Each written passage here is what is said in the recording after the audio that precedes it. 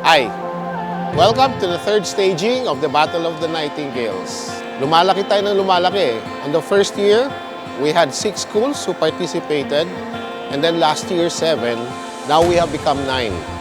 And what's better is that this has not just been merely a regional event, but it has also become now a national event. So sa ngalan po ng pamilya ng St. Elizabeth Hospital, we welcome you all to the third edition of the Battle of the Nightingales. May the best team win. This is the Battle of the Nightingales!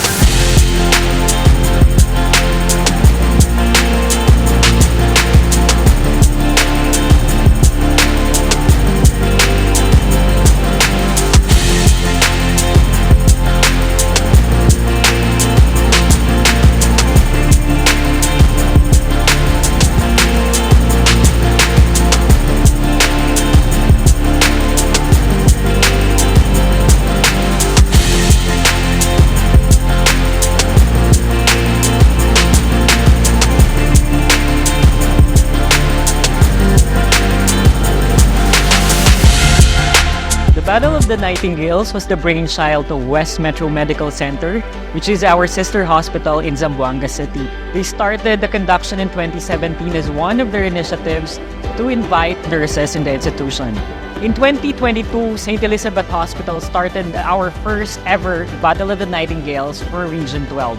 We invited 6 nursing schools participated in our 2022 conduction, and Sultan Kudarat State University bagged the championship. Last year, we conducted our second year and 7 nursing schools participated. Sultan Kudarat State University bagged the championship and represented Region 12 in the national finals in October 2023 at SMX SM Mega Mall in Mandaluyong. For this year, we have 9 participating nursing colleges and universities. Will it be a three-peat for Sultan Kudarat State University, or will we crown a new champion?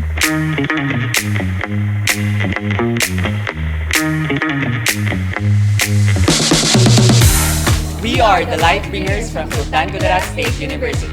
As we join this year's Battle of the Nightingales, we want to showcase our knowledge on the nursing field.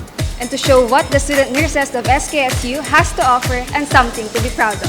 Be exerted. And we will conquer. Animo Usa! We are the nursing students from Notre Dame of the Jangas University. With holding the nursing skills, knowledge, and attitude, we will make sure that we will come at the top. Laban ended here. We are the Nightingales of Notre Dame of Tacorong College. On this year's Battle of the Nightingales, we aspire to make a legacy. Excel at all times. We are from General Santos Doctors Medical School Foundation Incorporated, and we are Battle of the Nightingales ready. We are the nursing students from Colegio Liquidapawan, improving quality nursing education with standard application of knowledge, skills, and attitude. we learn from the best. Sidikian, we shall lead. We are the nursing students from Broken Shore College, Subsurgeon Incorporated, the protector of life. May the best school wins and see you in the battlefield. We are the election knights. Representing our humble institution and radiate camaraderie, build connections among other nursing schools. As our first participation, we hope to see and learn more from this competition. we are the elections and we are here to make a difference. For our preparation, we had conflicting schedules. That is why we prepared separately.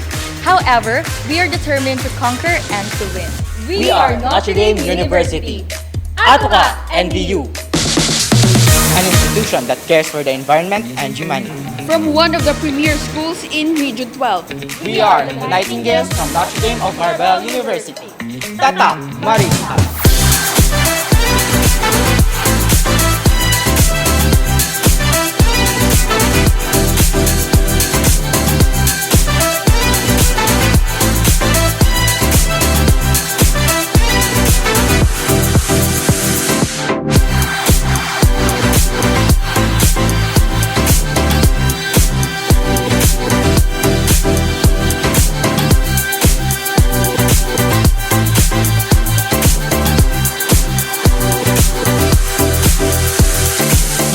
So my request to whoever wins today is to bring it all the way to the championship at the national level by the end of the year. Maraming salamat sa lahat, and again, good luck to all our participants.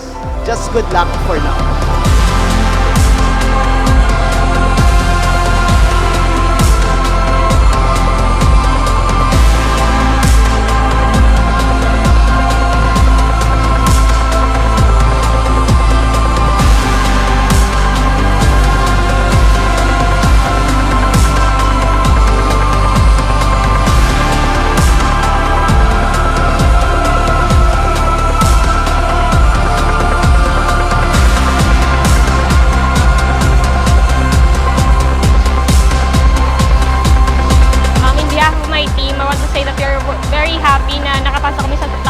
So we're very happy for this big achievement for us.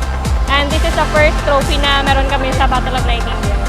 So we are so proud na nakakuha kami ng placement sa year na ito. Thank you so much. Yeah, in NDTC, we excel at all times!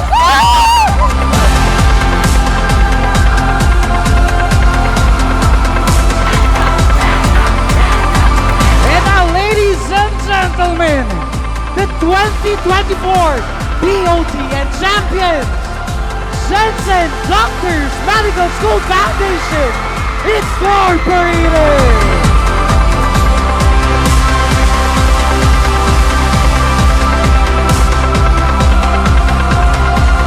So first, we would like to thank St. Elizabeth Hospital for organizing this kind of event wherein we can share and tell the world how nursing profession is in need nowadays. So once again, we are from General Santos Doctors Medical School Foundation. Magandang Jensen Doc. Wow, Jensen Doc.